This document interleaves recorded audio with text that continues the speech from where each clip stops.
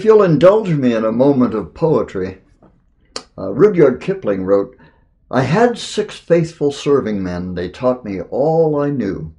Their names were what and why and when, and where and how and who." I learned that bit of doggerel from the late, great Jack Webster when he was city editor of the Vancouver Sun. Jack took an interest in the training of junior reporters, even if his manner was somewhat gruff. I'll never forget my first day as a copy boy filling paste pots for the desk men in those pre-computer days. Jack barked at me, "Hey, you, Curly, come here!" Trembling, I went over and stood before the great man. "So you're the new boy, are you?"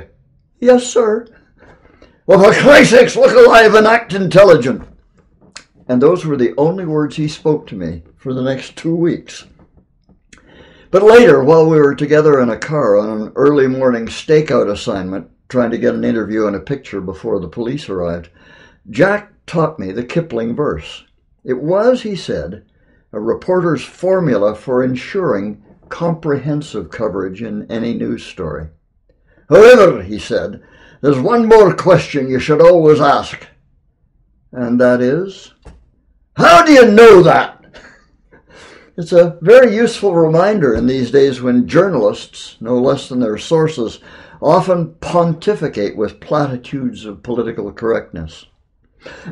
Jack's dictum that the reporter should become invisible and let the readers reach their own conclusions has long since disappeared into the maw of the new journalism, in which the reporter's opinion all too often becomes the focus of the story. How do you know that? What's your evidence? Can you back up what you're claiming is a truth that everyone knows? Mark Twain once wrote, "It ain't what people don't know that causes the most trouble. It's what they know that ain't so."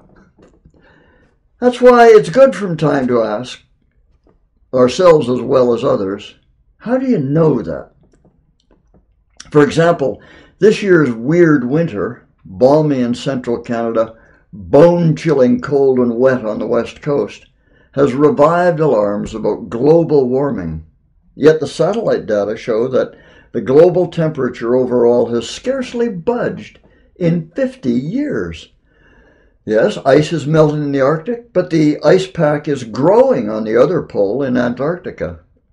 Indeed, we know that Greenland once had orchards, and that rather than runaway warming, we may merely be emerging from a minor ice age. Similarly, everyone knows that the United States is a gun-happy Wild West frontier where everyone has a gun and people are killing each other all the time. Yet if inner-city drug-related gun crimes were removed from the statistics, Canada and the United Kingdom actually have more violent crime per capita than the United States. Indeed, right-to-carry laws in 38 states have caused violent crime to diminish sharply. Yet people are still persuaded by inflammatory and one-sided DVDs like Al Gore's An Inconvenient Truth or Michael Moore's Bowling for Columbine, which, by dramatizing unsubstantiated assumptions, make the alleged crises seem real, and politicians will use such prejudices to whip up support. It's worse than a tragedy. It's a crime against the truth that those two films are often forced upon unsuspecting students in schools for which you and I pay, and where our children and grandchildren so often get an indoctrination in political correctness rather than an education. Gore and Moore are not wrong calling us to be concerned about an issue, but they're wrong in only presenting one side of the issue. And our challenge is to bring that information into balance. Asking, how do you know that, when confronted by such statements about what everybody knows, will make things much less emotional, much clearer, and much more rational. With emotions set aside, we have a better chance of getting closer to the truth. I'm Ron Gray, and that's the way I see it.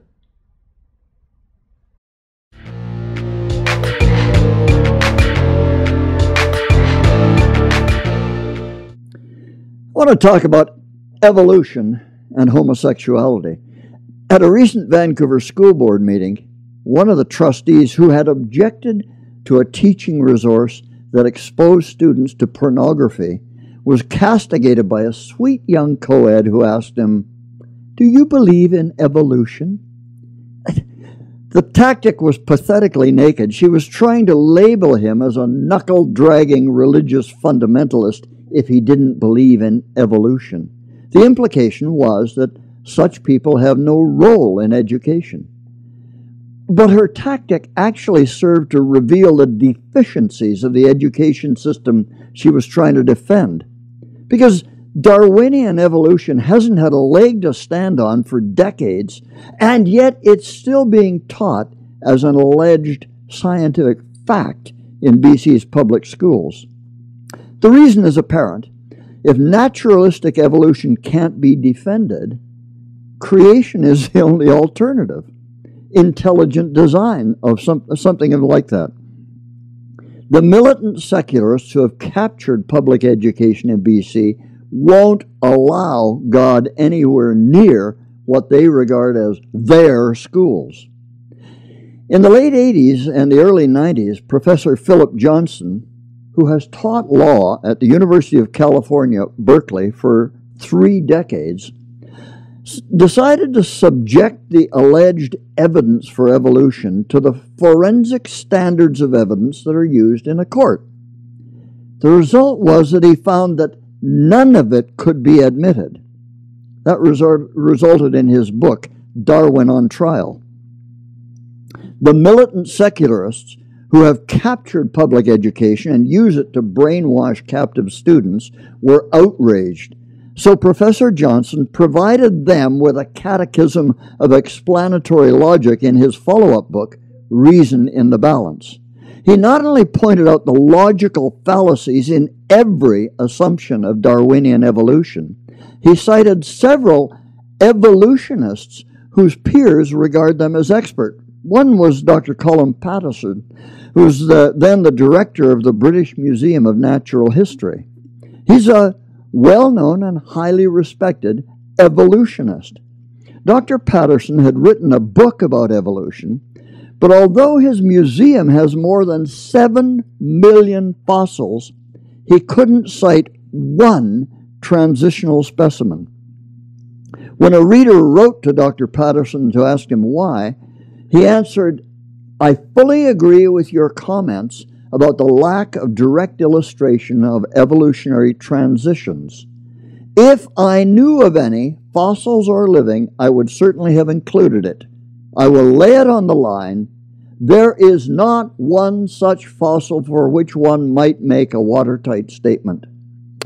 Later, when Dr. Patterson spoke to a gathering of his fellow evolutionists at the University of Chicago, he asked his audience, "Is there any one thing about evolution that you know is true?" There was a long silence, after which one of the scientists replied, "I know that it shouldn't be taught in school." But you won't hear that in any BC public school. Telling the truth about some things is verboten, forbidden. The truth about evolution is one of those things. The truth about homosexuality is another. The system is rotten at the core because it has been captivated by activists who misuse it to indoctrinate students. I'm Ron Gray, and that's the way it looks to me.